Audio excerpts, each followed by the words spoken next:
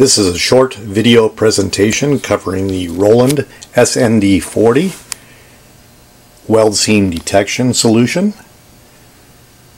The solution consists of a main controller. The standard model is the SND40 EC MF-IO model.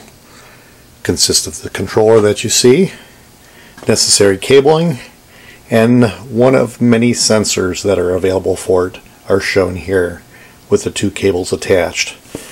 At the current time, I'm going to drop the sensor into a drive unit, which is not supplied by us. This is just one for testing.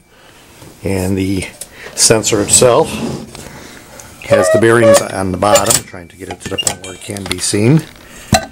Has fixed bearings that roll on the tube, and then a spring-loaded assembly in the middle, which is actually the sensing element itself, and moving it up and down, which would change in height depending on the circumference of the tube, the diameter of the tube. So once again, the SND40 can support a wide variety of sensors, running either in magnetic leaking flux mode or in eddy current mode. Currently, right now, I have set up here a tube that is a 60 millimeter diameter tube with approximately a 2.7 or 2.8 millimeter wall. In the documentation, it breaks out which sensors would usually, and I have to say usually, would cover which particular style tubes and material. However, a definite knowing of which sensor to use would not be known until actually application tests are done on that particular tube for a recommendation of which sensor to supply with the final solution.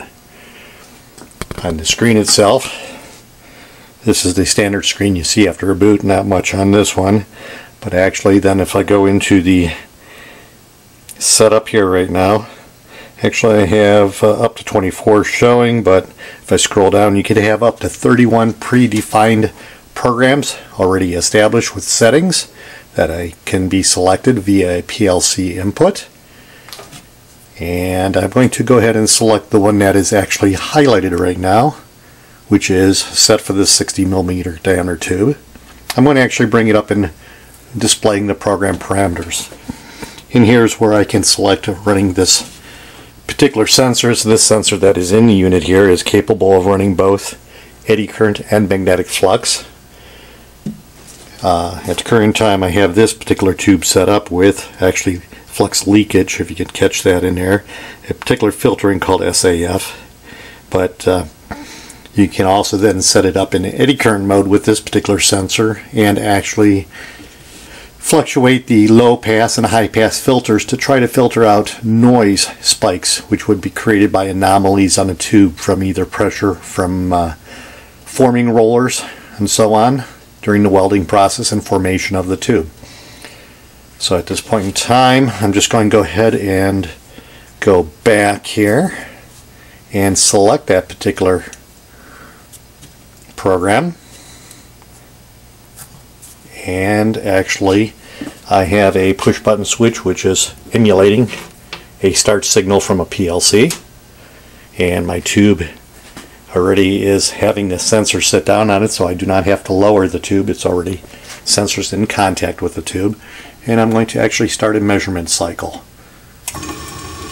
So actually at this point in time, you can see the tube is revolving. I've got it set for 60 RPM is what that was at, and you can actually see the raw signal in green here, which is actually the sensor signal that I had a weld seam detected, and actually it gave me a dB rating. What the dB rating is the amount of gain from the highest noise spike that we see on the tube up to the actual weld seam peak.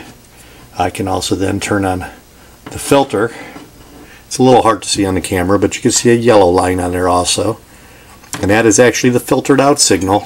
If I shut the sensor off, you can see we're able to filter out and find a weld seam fairly easy on this tube with these current setups. The SND40 is also capable of other things besides weld seam detection on tubes. There are actually encircling coils where you can pass such a thing as like a brake line or any type of weld seams that would be butt splices, and want to locate a butt splice, you could pass it through a sensor and find out where that splice would be, or even such as on a section of electrical wire to find a break in a wire. Another option would be to use a different sensor that rolls on a flat piece of stock as coil stock unwinding, and at that point in time you can find a butt splice weld in a coil to be able to tell a press that you actually have a weld seam coming up, and not to do a die cut in a particular area to skip past that welded point. So once again, going back here, that this is actually an application for tube weld seam. I will once again turn on both the sensor and the other one, try to get in a little closer here. It blanks out the display while it's actually doing the detection, and comes up with the final results there. And so it's actually able to find the weld seam detection, and currently by default the weld seam is positioned right directly up underneath the sensor element itself. If you wanted to have the weld seam positioned off by 90 degrees or off by 180 degrees from the element, we can also control that with an offset. So that can be fully controlled by the sensor itself without having the need to put an actual tack encoder on. That is about it for the brief explanation on the Roland SND40.